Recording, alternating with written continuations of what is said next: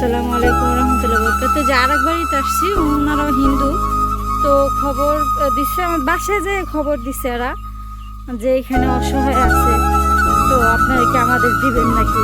আমি বলতেছি যে এটা তো ধর্মের কোনো সমস্যা নেই, আল্লাহ তাআলা রিজিকের মালিক আল্লাহ। আল্লাহ তো মনে করেন সবাইরই রিজিক, তো এদেরকেও তো রিজিক দিচ্ছে। রিজিক না দিলে তো এরা তো আর দুনিয়াতে থাকতে পারতো না। তো আমরা তো সাধারণ একটু হেল্প করে দেখেন। ওনার আগে ঘরের অবস্থা দেখি, উনি একটা গোয়াল ঘরে থাকে। এই যে ওনার গোয়াল ঘরটা, এই যে এই মানুষের গোয়াল ঘরে থাকে। মানুষ কতটা অসহায় হইলে এই অবস্থাটায় মানে মানুষ পড়ে। এই যে এই গোয়াল ঘরটা, এই দেখছেন উনি এই গোয়াল ঘরটায় থাকে। এই ঘরটা তো মানুষের, এই যে অন্য মানুষের ইয়া।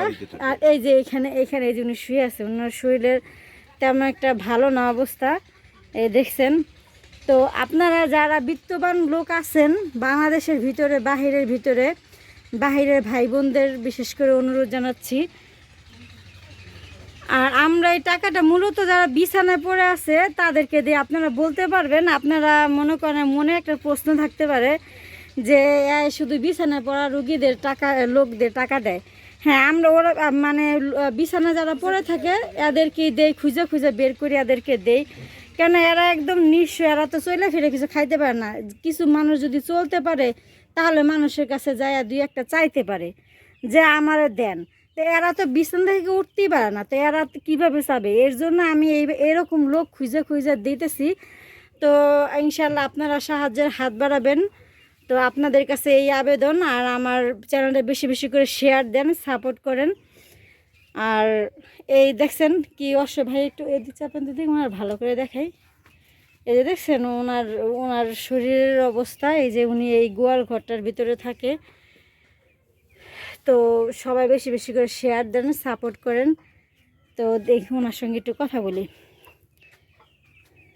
আপনার নাম কি? আপনার সন্তানাদি নাই? একটা ছেলে, আর এই যে মেয়ের বই থাকি, বাড়ি ঘর নেই। ছেলে আপনার দেখাশোনা করে না, মেয়ে দেখাশোনা করে? মানে হলে ছেলের কিছু নেই তাহলে? না, ছেলে কিছু নাই, নাই দেখি তো। তো খুব কষ্টে তো জীবনযাপন কষ্টে আছেন না? হ্যাঁ, অসুস্থ, আমি কষ্টে খুবই আছি। মানে আপনার জামাইয়ের অবস্থাও তো ভালো না, ও তো পরের বাড়িতে কাজ করে নাকি? ও তোর পায়ের দেখলাম এই সমস্যা। মেয়ের জামাইয়ের সঙ্গে তো কথা বললাম। আর মেয়ের জামাইটা কই? এই যে মেয়ের জামাই, হ্যাঁ তো খুব কষ্টে আছে। এই যে আর মেয়ের জামাই, আর ওর শরীর তেমন ভালো না, নিনিও এই অসুস্থ। তো এই মেয়ের জামাই শাশুড়িরে দেখাশোনা করতেছে। তো এখনকার যুগে সন্তানেরা দেখাশোনা করে না, আলহামদুলিল্লাহ মেয়ের জামাইয়ের কাছে আছে।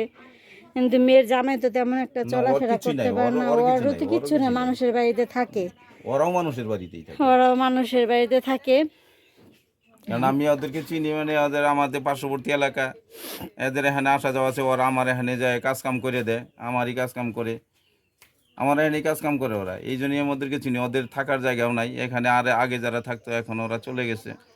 এরা মুসলমানেরা, এই জায়গা জমিগুলো অনেক জায়গা জমি মুসলমানেরাই। এখন তো বলতে গেলে এটা আমাদের উপরেই দোষ আছে যে মুসলমানেরা এই জমিগুলো জোর করে নিচে গায়, টাকা ছাড়া করে জোর করে দলিল করে নিচে, বিনা পয়সায় দলিল করে নিচে নিয়ে খেদাই দিচ্ছে, অত্যাচার করছে। এখন আর এই যে কয়েকটা আছে এদের আর ওই এখন আর যাবার মতো জায়গা এদের ছিল না। এখন আর এই যে এইভাবে এখানে পড়ে আছে আর কি। আচ্ছা ঠিক আছে, এই ভাইয়া দেন, টাকা দেন। এই টাকাটা দিলাম, আপনি কি ওই যে ওষুধ টষুধ কিনে খায়? আচ্ছা আসি তাহলে আমরা।